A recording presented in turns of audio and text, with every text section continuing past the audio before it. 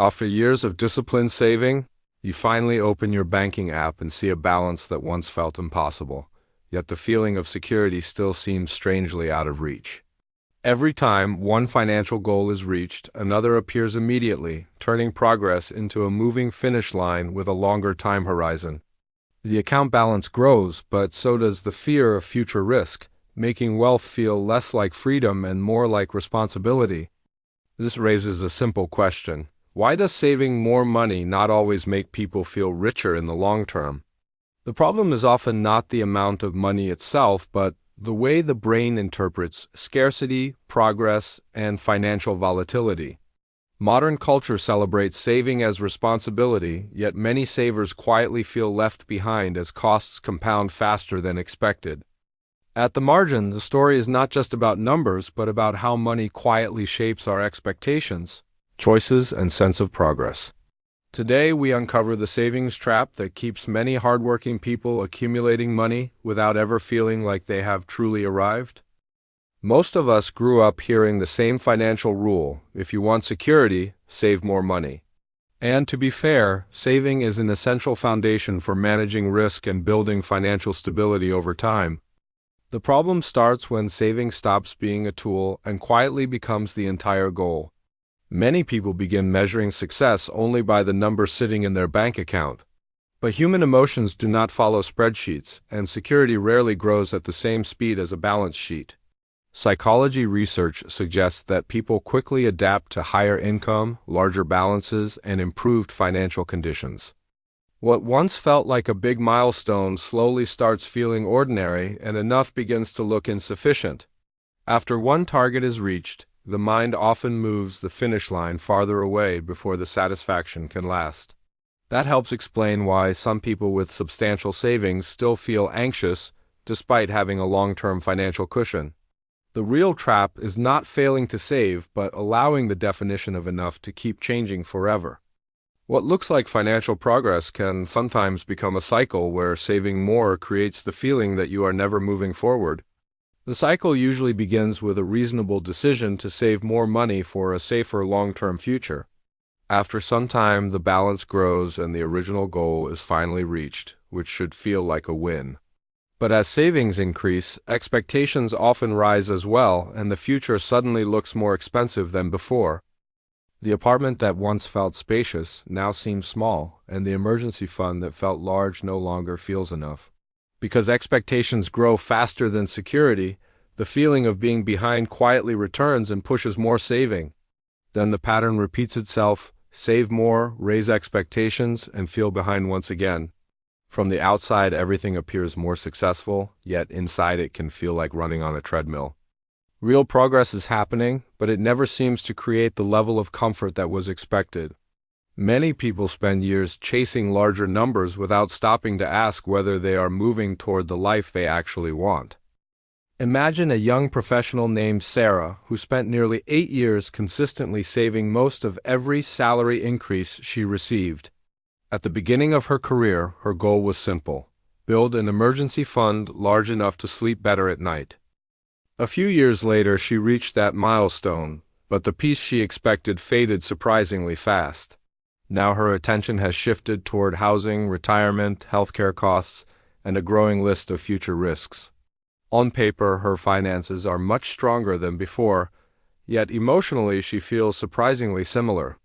This pattern is common across developed economies where income and assets rise while anxiety quietly remains.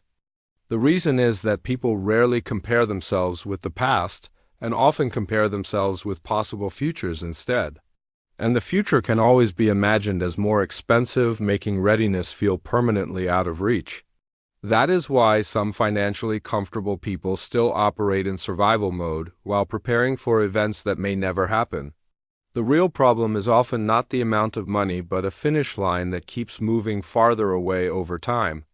Another psychological bias quietly strengthens this trap, and economists call it mental accounting. Our brains do not treat every dollar the same, even when the dollars are identical. We mentally divide money into emergency funds, housing goals, retirement accounts, and countless other buckets.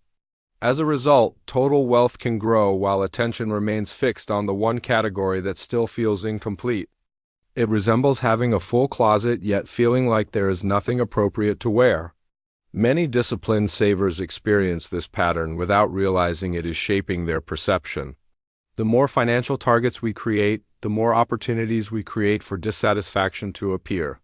In reality, meaningful progress may already be happening, but attention becomes scattered across too many objectives.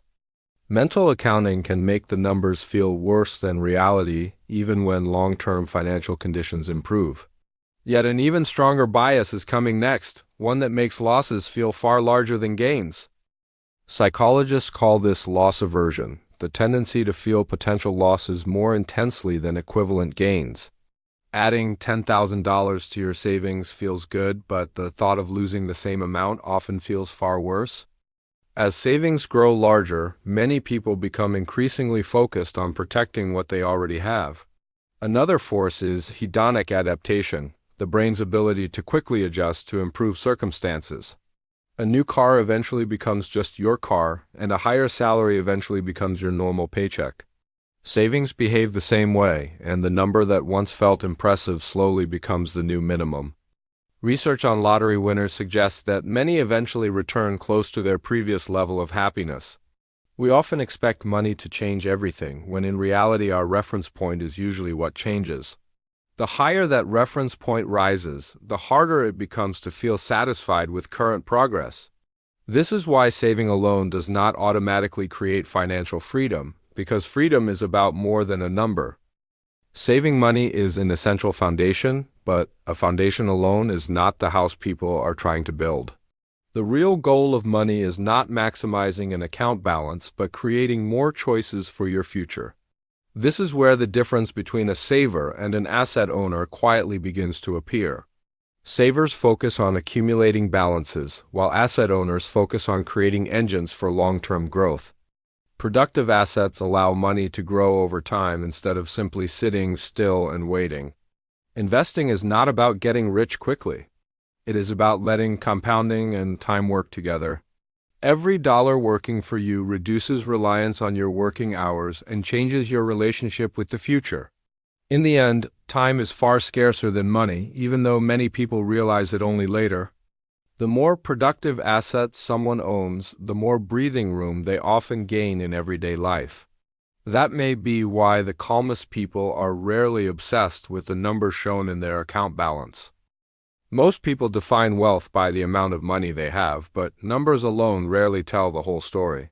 A better definition of wealth may be the number of choices available when life asks difficult questions. Being able to walk away from work that damages your health is a form of wealth that rarely appears on a statement. Wealth also means having enough breathing room when reality refuses to follow the plan. A healthy account balance matters, but a sense of control over the future often matters even more. When every goal becomes a bigger number, it becomes easy to forget why the number mattered in the first place. The real objective was never endless accumulation, but a life shaped by less financial anxiety. Many people find greater peace only after they stop chasing financial targets with no finish line. The most meaningful freedom is not buying everything, but choosing what truly deserves your time and attention. Once that perspective changes, the relationship between money and life begins to change with it. If you have been saving consistently for years and still do not feel secure, the problem may not be a lack of effort, but a misunderstanding of what financial security actually means. Many people spend years chasing a feeling of enough, only to discover that the finish line keeps moving farther away.